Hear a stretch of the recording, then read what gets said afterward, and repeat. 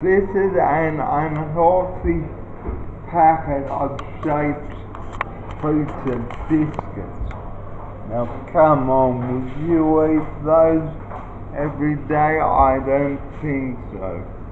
This is one of the vending machines here at Cerebral Palsy Alliance, which is full of unhealthy chocolate and chips.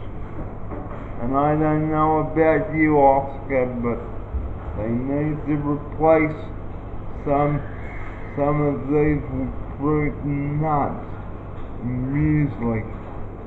Anyway, I better go.